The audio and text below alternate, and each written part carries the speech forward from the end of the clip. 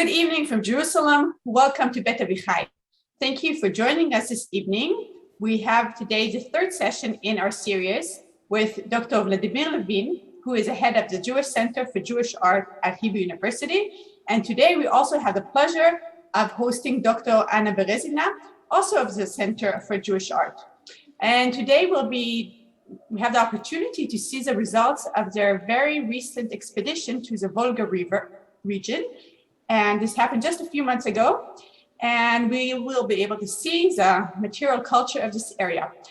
The chat is here for your use, so feel free to ask questions. And hopefully at the end, Dr. Levin and Dr. Berezin will have time to answer your questions. And thank you very much. Are we ready to begin? We're very ready. Thank you, Tamar. So thank you, Tamar, and good evening, everybody. So, Annie, you start. Yeah, I'm very excited to open this lecture about Volga region and its Jewish material culture. And indeed, it's just fresh from the oven. We came back from our field trip to the Volga in June, so two months ago. And first of all, it was all possible thanks to Dr. Betsy Gidwitz from Chicago that supported this initiative, and we are very thankful for this. And it was, even if all this support kind of an adventurous trip, we were not sure we will be able to leave Israel, we were not sure we will be able to come back to Israel, but we are here and ready to present our findings for the first time in public. So as you might know, the Volga is the longest river in Europe, and it's 3,500 kilometers or 2,200 miles. So it took us 2 weeks to make our way from the upper Volga all the way down the stream to the Caspian Sea. And we made 13 stops on the way to document historical synagogues, cemeteries, and ritual objects in local museums. But before we will present our findings, let's just for a second stop to contemplate what might interest a Jewish historian along the Volga. And first of all, it's Russian heartland. As I already told, it's the longest river in Europe, and from the 17th century, it's completely within the Russian borders. So it's Russia's major waterway, and it was immensely important for Russian trade. So you might guess that those cities that were once founded along the Volga, they rose to prominence. I mean, Nizhny Novgorod, for example, and Samara and Volgograd, which previously Stalingrad. They're even today among the top 10 largest cities in Russia. And along all this commercial importance, one should also remember that the Volga has an iconic status in the Russian culture. And we have just hundreds and thousands of songs and poetry pieces and folk tales devoted to Volga. And in the 19th century, Russian painters they flooded to Volga as they were searching for truly Russian landscapes, for truly Russian nature. So Volga is part of Russian culture, and it is first and foremost associated with Russianers. So this is like Mother Volga and all these Russian idioms. But one should remember that if we check the facts, then we will reveal that in the 17th century, the Middle Volga and the Lower Volga were actually just annexed to Russia, and these were first major Christian Orthodox territories acquired by the Russian state, which means that the Volga is in fact extremely diverse ethnically and in terms of religion. And on our way, we have seen not only churches but also mosques and Buddhist temples, and even communal buildings of Yazid communities. These groups from Kurdish regions from Iraq and Iran in Syria. So Volga is full of all kinds of ethnic groups. And let's check how Jews entered this picture. And it happened actually rather late in the 19th century, as just before, until the late 18th century, Jews were not allowed to enter the Russian state altogether. And only in the end of the 18th century, Russia annexed parts of Poland and Lithuania. In this map, they are colored in purple. So this is contemporary Lithuania, Belarus, and Ukraine. And so these lands were densely populated with Jews, and this way the Russian state for the first time received some Jewish subjects. But these Jewish subjects were limited in their mobility very soon and were not allowed to dwell outside this annexed territory, so-called Pale of Settlement. So as you can see, the Volga, which is here in the European part of Russia, is not a part of this annexed territories, the Pale of Settlement. So how did Jews finally arrived to the Volga? In 1827, Jews became subject to military conscription, to military draft. And these Jewish soldiers were allocated all over the Russian Empire and along the Volga as well. So by the mid-19th century, the majority of Jewish communities in Russia beyond the Pale were actually communities of soldiers. And on our way along the Volga, we also found this tombstone, which the inscription says that he was buried Gutman ben Elimelech, a soldier. And this is a material testimony to the presence of Jewish soldiers in this region, and this is indeed very, very rare to find a material testimony to this. So by by the mid of the 19th century, we have almost exclusively, communities of Jewish soldiers, and the second wave of Jewish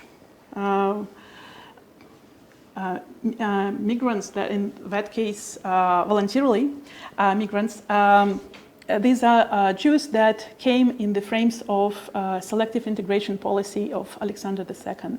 And this policy allowed to first guild Jewish merchants, to qualified artisans, to soldiers, and to university graduates to dwell outside the Pale. And so in frames of this policy, Jews arrived to Volga as well. And this way, the typical division of Jewish communities in Volga are, let's say, 90% of soldiers, former soldiers, retired soldiers, families of Jewish soldiers, and a handful of Jewish intellectuals and entrepreneurs. And as you might guess, these groups were not exactly sympathetic one towards another. And these Jewish entrepreneurs and intellectuals despised soldiers for being, for their bad education, for being what they called fanatic Jews. And soldiers saw these intellectuals as snobs and called them freakikes. So we have a lot of conflicts, and these conflicts hindered development of, for example, united prayer groups. We have lots of minions at some moment. And it's not only soldiers versus educated Jews. We also see all kind of Litvaks and Hasidic minyanim and prayer groups. And just to make it more diverse, it's not only about social diversity, it's also these new political influences that shape this landscape Jewish landscape along the Volga. Let's have, for example, just an example, Nechama Pukhachevsky. On one hand, she was a Jewish writer and journalist that arrived to Volga as a child with her parents, lived in Tsaritsyn, later Stalingrad, today Volgograd, and she wrote in Hebrew newspapers and promoted women's rights. And in 1980s, immigrated to Palestine. And just on the other side of this political spectrum is Yakov Sverdlov, that was born in Nizhny Novgorod and was very active in underground revolutionary movements, didn't associate himself with Jewishness at all, married Russian woman, and was a former head of Soviet state until 1919. So, and as an example of this kind of third type of choices, we will not have a portrait, but an object that we found in Nizhny Novgorod in the local museum.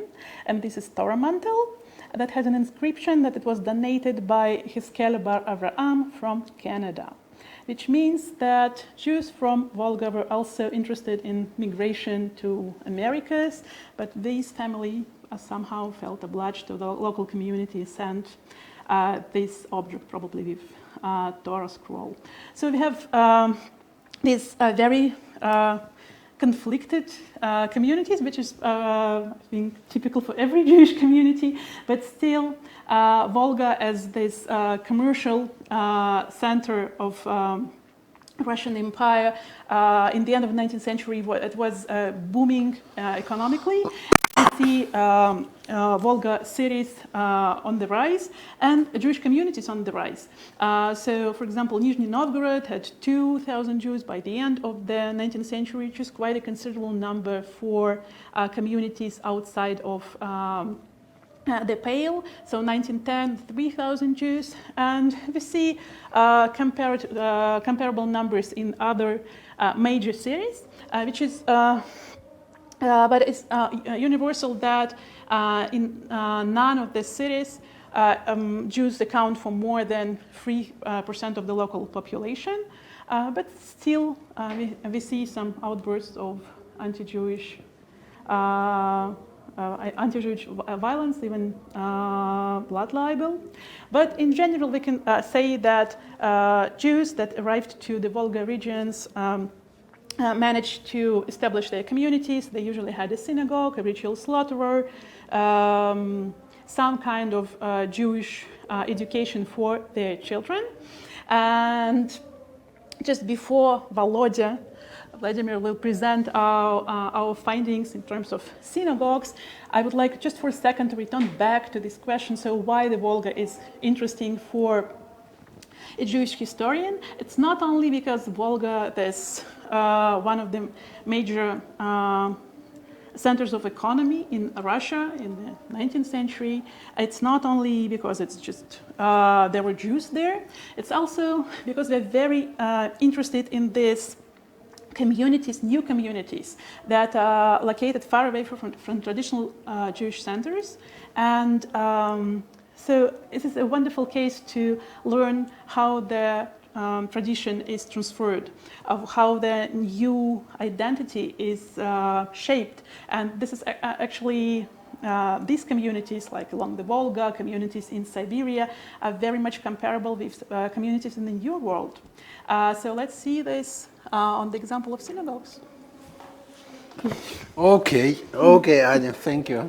So now I understood the development of Jewish settlement in Volga, and my part will be to speak about synagogues and cemeteries, and at the end, Anna again will speak about ritual objects, a couple of words at the end of our lecture.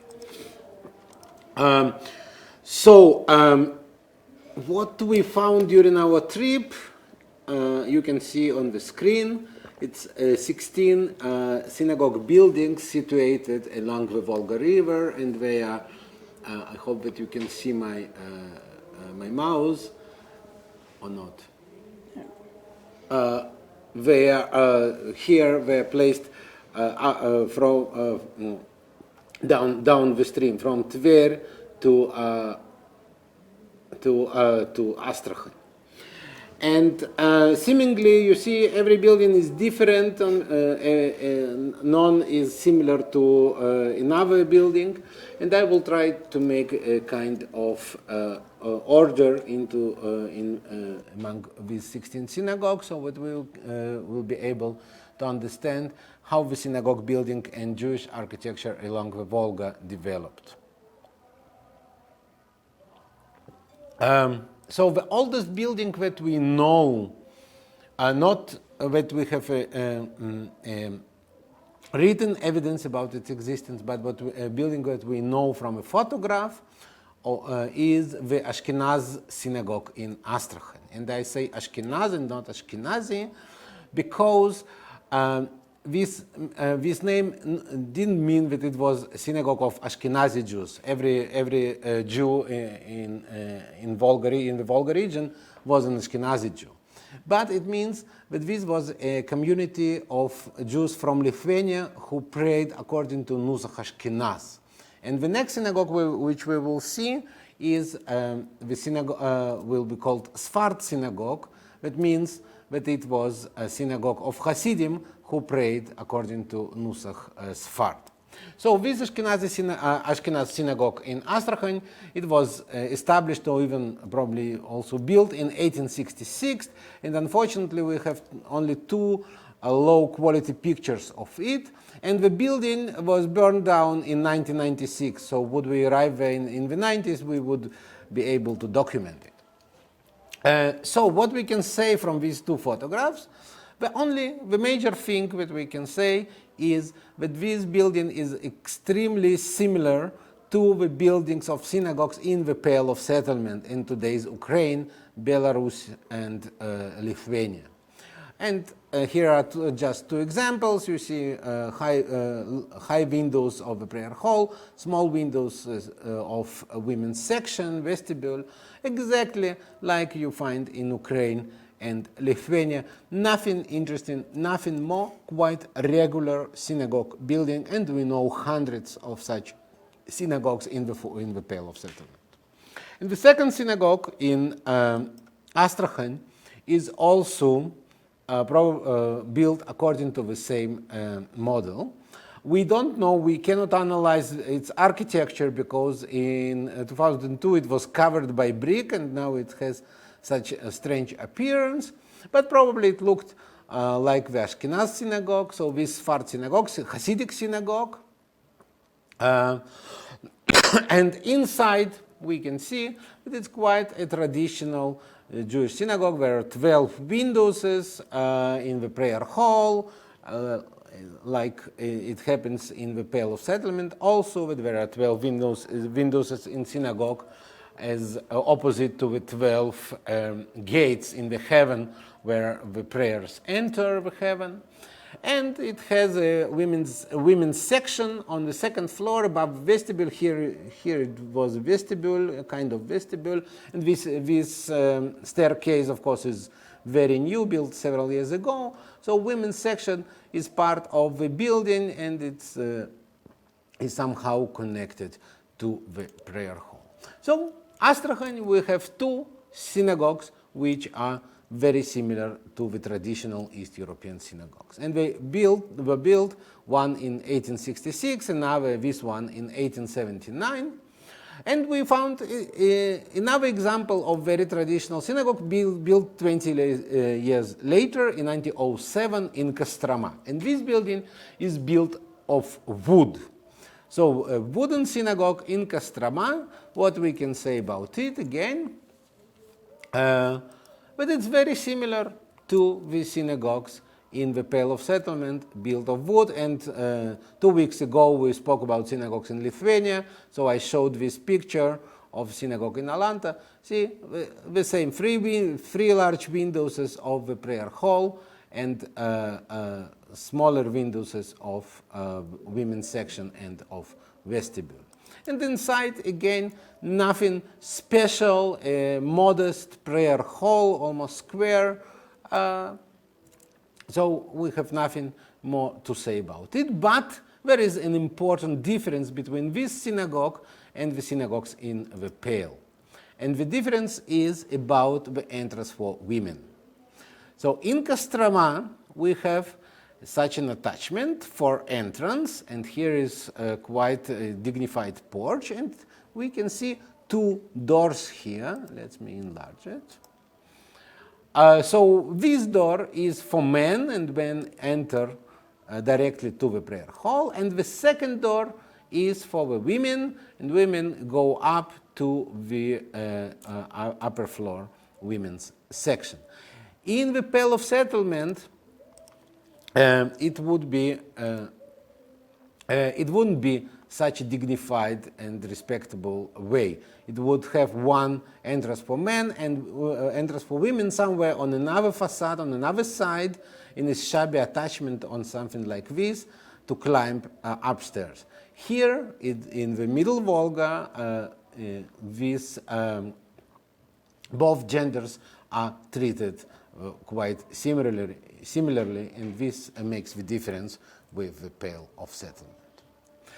So let's look at another old synagogue built along the Volga, and this is the old synagogue in Samara. You see, it was built in 1880, built of brick, and probably it also looks very traditional, very similar to the synagogues in other parts of Eastern Europe, in the Pale of Settlement.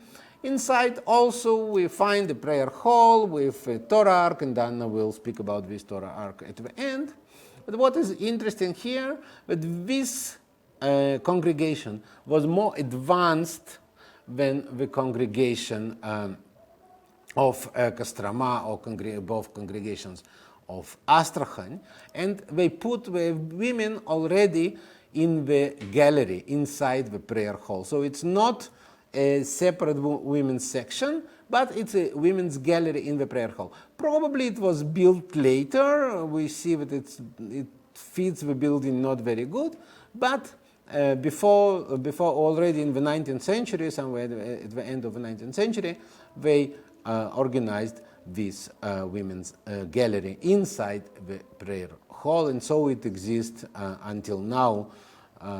The local rabbi told us that he is going to reconstruct the building, so probably it's the last photograph of this women's gallery, of this original women's gallery. So until now we saw very traditional synagogues, very characteristic for the Pale of Settlement. But there are also buildings which speak another synagogue language, which try to be different and which try to represent Judaism and Jews in the eyes of non-Jewish population and in the eyes of Jews themselves, of course. And they try to employ some interesting, I would say, interesting in parentheses, architecture, and to find architectural solutions which will reflect that this building is not simply a building, but it's a building for Jewish worship, the synagogue. And we can see on the screen now the synagogue in Nizhny Novgorod, which was built in the early 80s of the 19th century. And you see it has two protrusions with a kind of domes and these endings of those domes. And the current community which uses this building understood it a very interesting way. They decided that these protrusions with domes are similar to the Torah scroll staves, and they invented this wonderful logo for the community. I like it very much, but it doesn't help us to understand what the architect wanted to say and what the original community wanted to say by this building. And if we analyze this building in Nizhny Novgorod, we will see that it's not a very good architecture. The architect basically doesn't know how to build synagogues, and he tries to improvise something. First of all, the building is standing with a corner toward the street. So because they wanted to have prayer directly to the east, and just to remember that Jerusalem is to the southwest from this place, from Nizhny Novgorod. But they wanted to pray to the east, like it's a custom in the Ashkenazi world.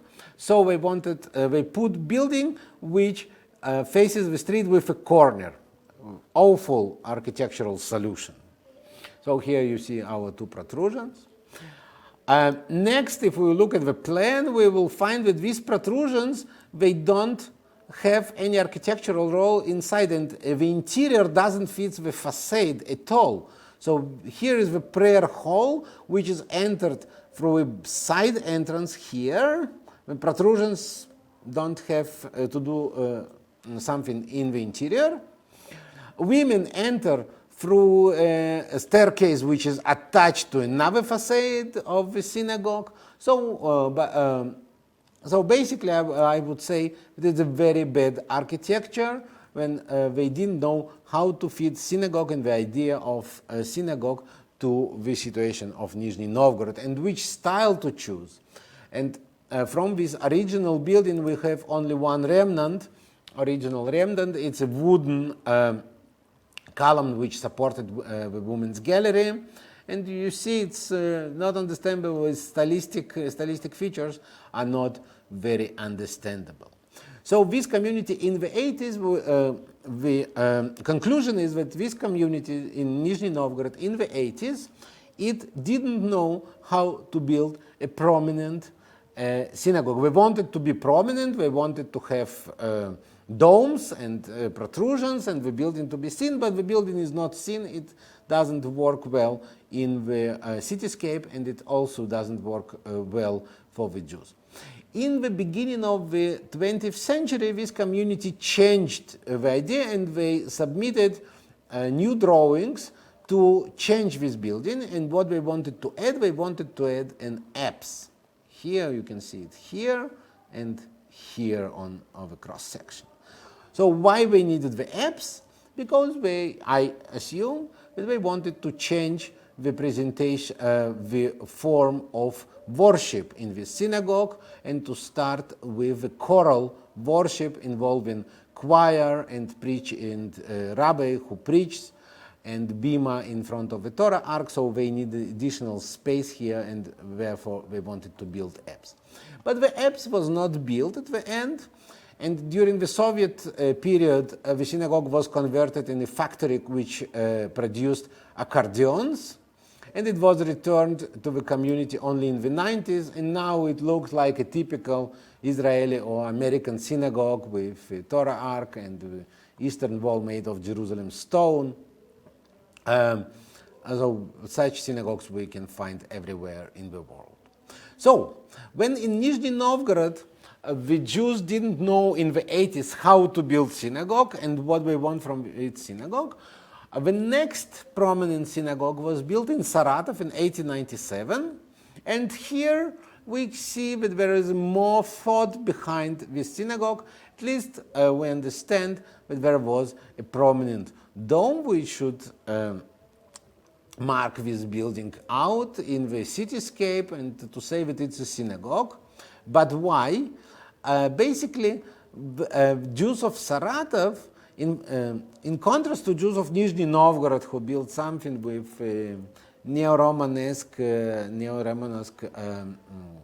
decorations of the facade, here the Jews also imply neo-Romanesque details, but they put this dome, and this dome could be viewed as a sign of the neo-Russian style. And just to explain myself, I brought here a picture of a neo-Russian building in Moscow, built in the same decade, and you can see very similar dome here. If you don't see it very well here is kitschy building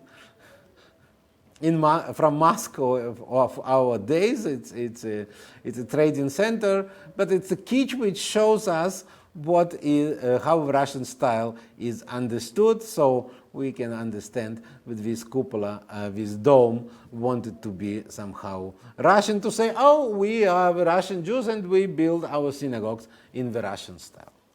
So this synagogue in Saratov is known only from one photograph, one postcard, and it was terribly destroyed during the pogrom of 1905, of October 1905.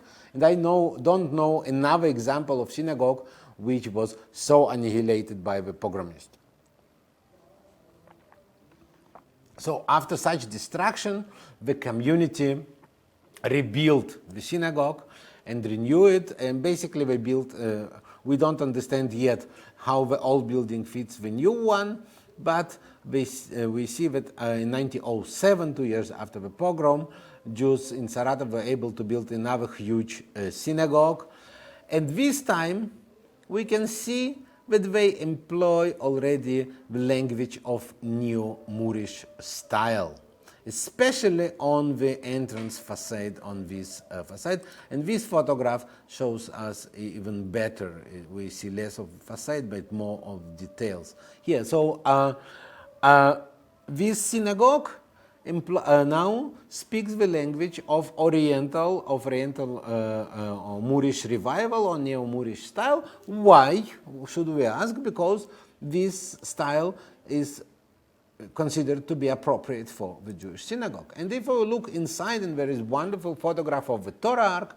we can see that the Torah Ark is very, very Moorish. And if you remember my lecture a week ago, we spoke about how you make a Moorish style in architecture, and you do it with details of Alhambra.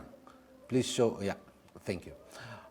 So if you can see how the decorations from the Alhambra Palace in Granada in Spain are used here for columns for all the decorations of the Torah Ark. And the form of the Ark is reminiscent of the Ark in St. Petersburg Synagogue. It's not the same, of course it's not the same. Here we see that kind of kiborium precedes the Torah Ark. Here the kiborium and the ark are one structure, but it somehow, in any case, speaks the same architectural language. And we see here in the lower part of the photograph that there is a bima in front of the Torah Ark. So this synagogue worked as a choral synagogue where all worship was conducted in front of the Torah Ark. Here is a place for the cantor and place for reading Torah, and from this place the rabbi was preaching also. So this is the focus of the entire synagogue. And as I told in the last lecture about St. Petersburg, after the inauguration of St. Petersburg Synagogue, the choral mode of worship and the new Moorish style went hand by hand to Russian provincial cities, and they were employed in the synagogues together. The synagogues which wanted to have choral worship, they also wanted to have new Moorish style. And from another photograph, we see that something strange happened here, because the Torah Ark is Neo Moorish. The cupola, the interior cupola, is not Neo Moorish. It's very different, and meantime we don't understand when it was painted and how it was organized. And you see the columns are also not Moorish and very different. So we need more research on this building to understand what happened there. And what happened to this building after those photographs were made? It was confiscated by the Soviet authorities and converted into a factory. And some 10 or more years ago, the local Chabad community got the building. They simply raised the building and built the synagogue as it was originally. So we had two photographs of original synagogues. They reproduced it somehow. If you know to count, here are 6 windows. In the new reproduction, there are 8 windows, but who cares? So there is a new synagogue today, which is very similar to the old one. And this synagogue brings us to the real masterpiece of synagogue architecture in Russia, the choral synagogue in Samara, which was known from a lot of postcards. And this is very lavishly decorated neo-Moorish building. You see the play with color of walls, so it's red. We will see that it's red and white, and a lot of neo-Moorish details. And inside we see again the kiborium and neo-Moorish arches here and here, everywhere. And we see that it's also choral synagogue because it has a bima in front of the Torah ark, and here is the table for reading Torah and place for cantor and place for rabbi. So everything is situated here and not like in a traditional synagogue in the middle of the prayer hall. And this synagogue became very famous because there were a lot of postcards published after its inauguration in 1908. And one of the expeditions of the Center for Jewish Art found this building depicted on a wall of a Jewish house in Samarkand. And the play between Samarkand and Samara, the names are similar, Samar. So probably the owner of the house, of a Jew in Samarkand, he thought that it's funny that he has the synagogue and it's written Beit Knesset Samar. It's Samara, but in Samarkand, and he used this postcard which we saw probably as a model for this painting. Today, the synagogue is in a rather bad situation. During the Soviet time, it served as a huge bakery, and then it was returned to the community, and the community started to renovate it, and the renovation ended with demolition of the eastern wall. It probably was very dangerous and probably was close to collapsing, but then the original wall was demolished, and now they built a new wall. So they built a new synagogue like in Saratov. They basically are going to build a new synagogue similar to that which was built originally. If we go down the Volga, we will ride to Volgograd, which is known to everybody as Stalingrad, but once before Stalingrad it was Tsaritsyn. The city was called Tsaritsyn. And the Jews of Tsaritsyn, they erected the synagogue when the synagogue in Samara was finished. And they've also made a choral synagogue, and you see in this plan that there is no place for bima in the middle, but only place for the bima in front of the Torah ark. And it also has domes. It's prominent. It's quite seen in the cityscape. And today this building is still standing without domes, of course, but there are Jewish stars on the facade. They were raised, but you cannot erase it completely. So they are still seen, and everybody in the city knows that it is the former synagogue. When I studied in the Soviet school, I was taught that Stalingrad, after the battle, was completely destroyed. But when we came to this synagogue, we saw this picture. That the interior decorations and interior details are somehow survived the war and survived this battle of Stalingrad, and we can still see them. For example, in this corner, and we see that the decorations are still in the neo-Moorish style, a little bit different from the previous one that we saw, but they are neo-Moorish. So here too we have this connection between neo-Moorish and neo-Moorish style and choral worship. But this connection was not constant, and after in the 1910s it started to disappear already. And if we look at the synagogue in Tver, and Tver is halfway from Moscow to St. Petersburg, so it's close to the capital cities of the Russian Empire, we will see that it's also a choral synagogue. No bima in the center, but bima is situated in front of the Torah Ark. But the style is not neo-Moorish anymore.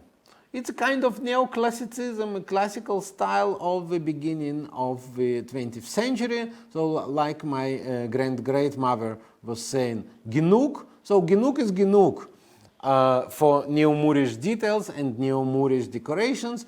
Now the choral synagogue, synagogue with choral worship, could be built in a different style, and in this style of playing with neoclassical elements as it became fashionable in 1910s.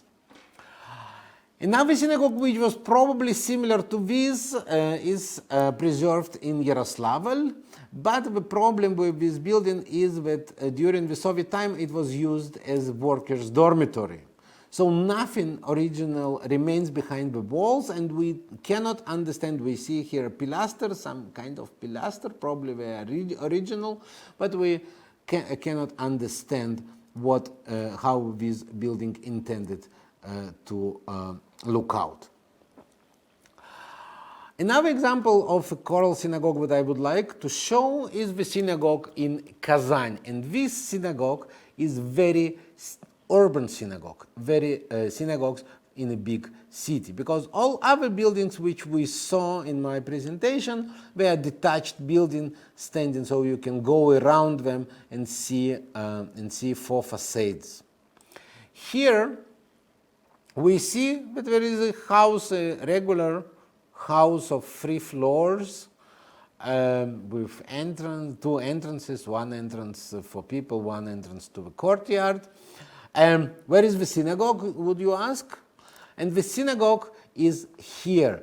The prayer hall is attached to this front building in the courtyard, and you can see it from in this photograph behind this front building. And front building houses some other communal premises. And this prayer hall, we can see that it also has nothing neo-Moorish. It has the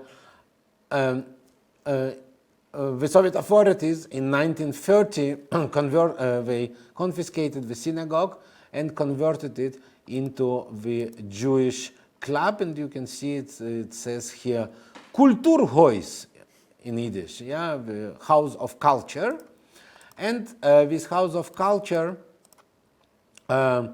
was photographed, so from here we can understand how the synagogue was organized. We have women's galleries inside the prayer hall, and we have a Torah Ark, but it already serves Soviet purposes. And for those of you who do not recognize people in portraits, I will explain. Here, in the center of the Torah Ark is Lenin, the founder of the Soviet Union, and he is flanked by portraits of Karl Marx and Friedrich Engels, yeah, the authors of the Marxist theory. And here on the left we see Joseph Stalin, and on the right we see his best friend Voroshilov on horse, the first Russian marshal, a very prominent Bolshevik leader, a friend of Stalin. So it was a conversion of a synagogue liturgical space into the Soviet space of a house of culture, in which the new Soviet ideology was transmitted to the people. But the photographs shows us how it was as a synagogue. Another building what I would like to show is the synagogue in Rybinsk. It's not far from Yaroslavl. We don't have historical photographs of this synagogue, but from the remnants of the building we can understand. You see here two large windows on the eastern facade, and we see also lancet form windows on if it's east, so it's northern facade, and windows is for women's gallery along above it. So we understand that there was women's gallery, but we don't know how the interior of this building was organized. And another synagogue is the synagogue in Caesarea. It's a very small city not far from Samara. Probably you never have heard this name, like me before our trip. And here the situation is also not understandable because the facade, the building was severely reconstructed during the Soviet times. So the building was enlarged towards, this upper part was built, and we don't understand. We understand the only thing that it has a prominent facade facing the street. So these all are the buildings of synagogues, and we saw them all, and we saw how in the beginning the Jews tried to find a way for building how to build a synagogue in the city around the Volga, outside of the Pale of Settlement, without traditional Jewish population and Jewish traditions in this region, and how they found this way first to Neo-Moorish style, and when we left Neo-Moorish style for the neoclassical idioms and so on. But I would like to speak also about the prayer halls. And first of all, please look at this picture. This is the building. I don't know how to call it. Is it a synagogue or is it only a prayer hall? Probably we should call it a synagogue in the city of Simbirsk, which today is called Ulyanovsk, and this is the city where Lenin was born. And we see quite a regular building. Nothing, it does not differ from other buildings in this street. And the prayer hall was situated here in the upper floor. And the only feature which reveals that this building was a synagogue is its eastern facade. So you can see that there is quite a large space between the windows in the middle of the facade, so that probably inside there was a Torah ark. But this synagogue didn't function for a long time. It was built in 1889, but was closed by the Russian authorities 5 years later in 1894. Another prayer hall that I would like to show is a prayer hall in Astrakhan, or prayer hall of merchants. It was situated also in the upper floor of the building, and it was we don't know how it looked inside, or there is no outside expression of this building. We have only one photograph of such prayer hall in an existing building, and this is prayer hall in Kazan. And the photograph was made not to memorialize this prayer hall, but to show how it was left by pogromists after the pogrom of 1905. So from this photograph, we can see that this prayer hall was quite traditional, and the columns, what we see on the two sides of photograph, probably testify that there was a women's gallery. In Volgograd, there is a building which the current community says that there was a prayer hall because there are Jewish stars on the windows, but there is no written evidences about this building that it contained a prayer hall. And the last prayer hall that I would like to show is this wonderful building in Buzuluk. So we specially went there some 200 kilometers east from Samara to see this wooden building that is still preserved. And what we see, sometimes it's registered, our sources say that it's synagogue, but most probably it was a private house of a Jew named Yosef Tsapsky, and probably he was a doctor, and probably he had a prayer room inside his building, and his Jewish identity was expressed by enormous number of the stars of David, of Magen David, as you can see on the photographs, and they are still preserved.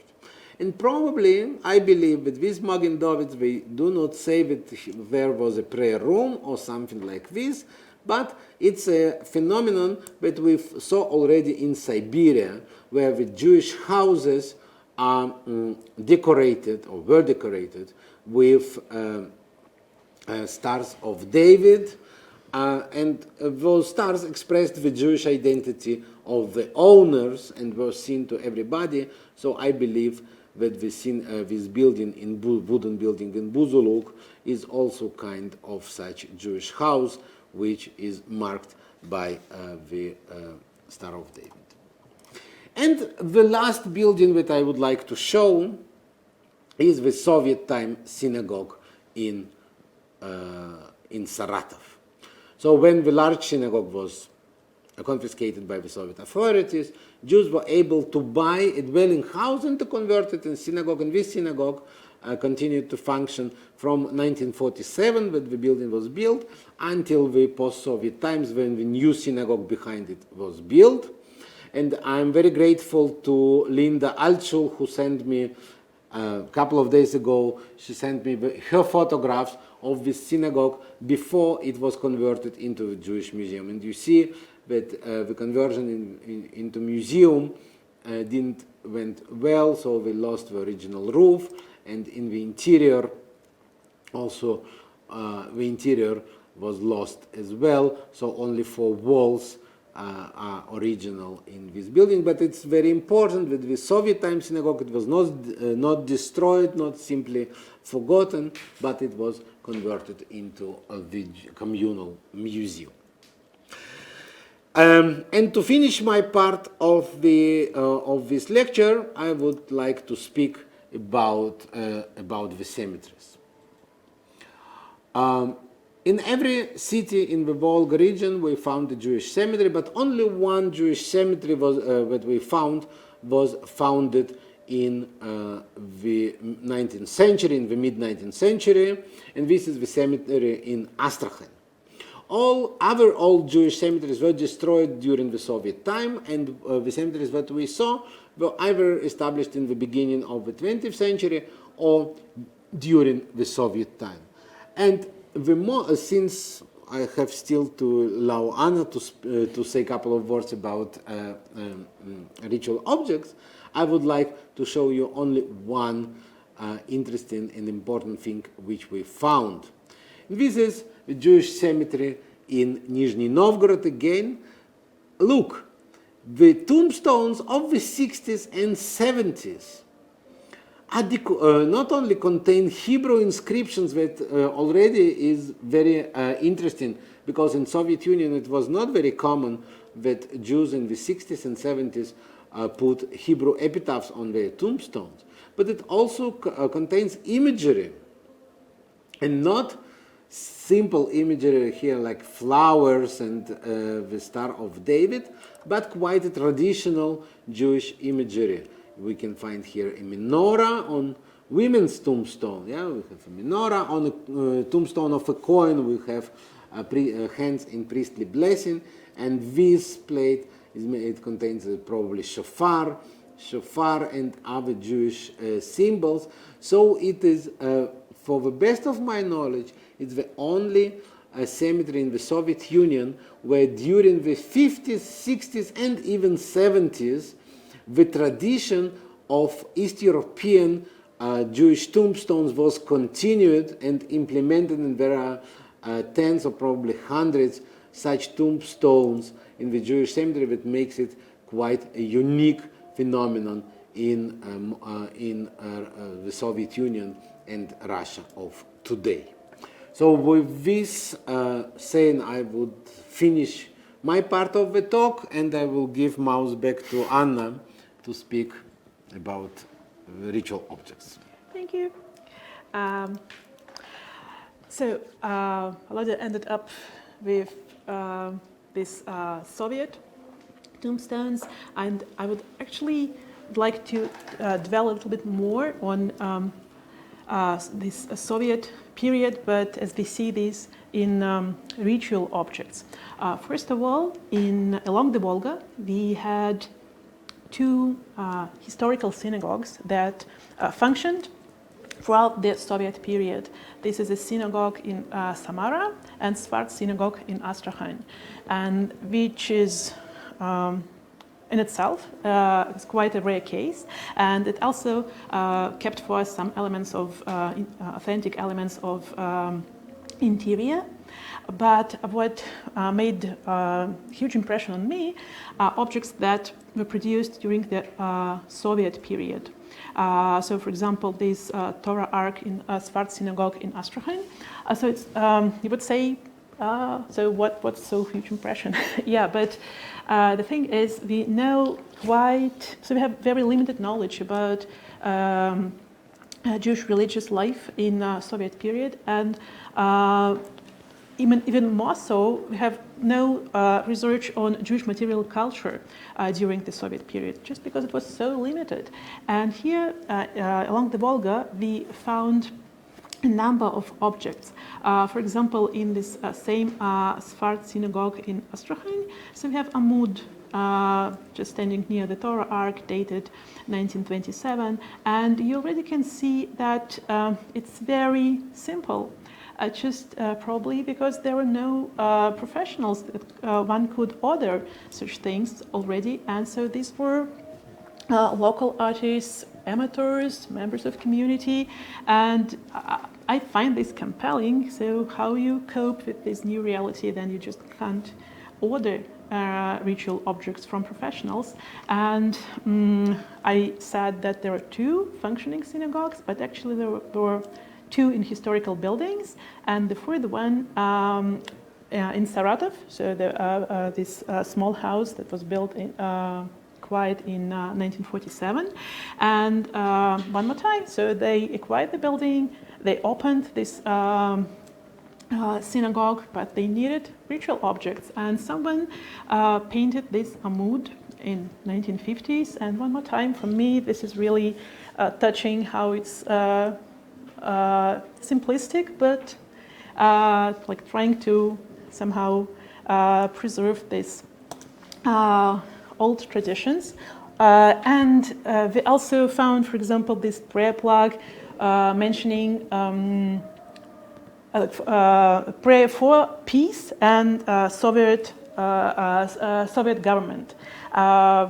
Something that you find in testimonies from religious Jews of the Soviet period, but never see in like tangible. And so we found this in Astrakhan, or for example, handwritten Jewish calendars that some Jew showed us in Caesarea, so dated 1961. Her father brought this from Moscow, like things like this.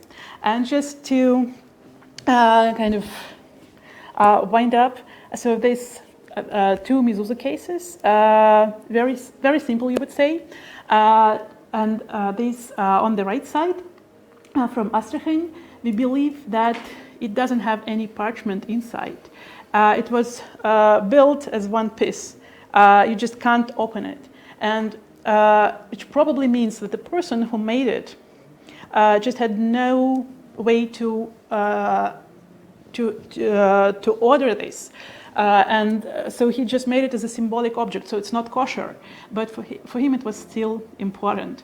And to finish the whole thing about this Soviet ritual objects,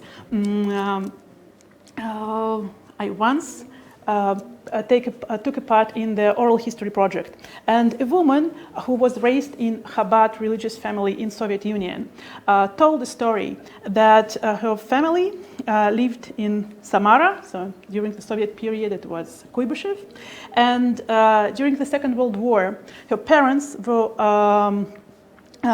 woke up during the night as someone knocked on the door, and so they were afraid to open during the night. War, you never know who is on the other side. And so after several minutes of conversation through the locked door, they realized the person on the other side in the street is a Jew from Riga who was imprisoned in the Soviet camp, and then So when he left this camp, he found himself just in the Russian winter in Samara with no money, freezing in the street, and he saw mezuzah on the doorpost, and he knocked on the door hoping for help. So they opened the door. This person lived with them for some years, but then I heard this, I thought mezuzah, like Soviet period, sounds really like rare. And if you look back to these pictures of mezuzah case in Saratov, so the mezuzah on the left, we found in the local museum. There were several of them, and we were told that these local historians investigated some neighborhood before it was destructed. So old Jewish houses, old houses, wooden houses, and they found this on doorposts, like several of such mezuzahs, and they brought them to the local collection. And it was for me such a touching moment of, these archive stories or testimonies you read and this physical object you find. So, and I think with this we will finish, and your questions are very, very welcome. So thank you for your attention, and we will wait for Tamar to read some questions. Tamar, please. Well, first of all, thank you very much. And it sounds like it must be a really meaningful experience, the way, Anna, you just described this, going to these places and looking for remains in the history of Jews. So thank you for showing us all the new things you found. We do have a few questions coming up, and let's begin. First of all, the questions that come up, I think, every time, and it's a question: which of the synagogues are still in use, or any of them? Are there any Jewish communities along the route of your expedition? Me? Oh, okay. One of you. So all the synagogues that we saw are in use besides two in Buzuluk. Because in every city there exists a Jewish community, so all of them are in use. Besides the great synagogue in Volgograd, which serves as a medical clinic now. In Buzuluk, this Jewish house is an apartment house. There are no Jews, but it's indeed a very small town. In Ulyanovsk, this prayer house that Vladimir showed is an apartment house as well. As the community exists there, but they just didn't manage to get this building back. That's all. Yeah, that's all. So, which means that other buildings belong to Jewish communities. Okay. What was the reason why the Ashkenaz Synagogue in Astrakhan was burned in 1996? Probably somebody wanted to build a very huge apartment house building. And I think it's a trading center that some trade center that's standing there. So somebody was interested in the real estate. Oh, I see. At the beginning of the lecture, Gail wanted to know if Yiddish was spoken in these Jewish communities. Yes and no. So those soldiers that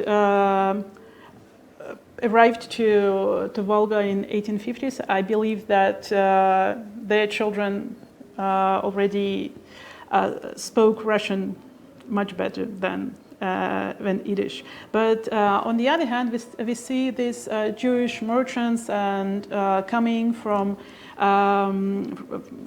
the Pale of Settlement. So there were still people speaking, and we also see all kind of correspondence from in the Jewish papers that were Hebrew papers or papers in Yiddish that were sent from these cities. So there were people, but I don't believe that it was their language, like their everyday language. On the other hand, when we in Caesarea, we met a very small Jewish community, and these people arrived to Volga during the Second World War, mostly as evacuees, and they like their families, their parents, grandparents, and we see it was quite a surprise for me that their parents spoke Yiddish much better than Russian, So they told us that they spoke with heavy accent in Russian. So it depends on the period. So I would summarize that Yes. Every new wave of immigrants Right. brought Yiddish again, and when their children forgot it, and then again and again. And Yep. again. And now it's getting fashionable again, maybe. Ari wants to know regarding the photos of Lenin and Stalin in the synagogue. Does that mean that the community wanted to please a regime, or did they feel that they were getting support from Lenin and Stalin? No. The portraits of Lenin and Stalin appeared there after the synagogue was closed and converted into the Jewish club. So Okay. we don't belong to the synagogue. We used these photographs to analyze architecture. Okay. This photograph was made, then the synagogue was shut down. Yep. Okay, sorry. Okay. I think we're going to end here. And for all those who are asking about the recording will be sent to everyone by email. Thank you very much for joining us. Thank you, Anna. Thank you, Vladimir. Sorry for my darkness. I'm surprised by it also, but I hope you can still hear me. And we hope to host you both at lectures at Beta Bichai again. And healthy summer to everybody. Thank you to everybody. Thank you.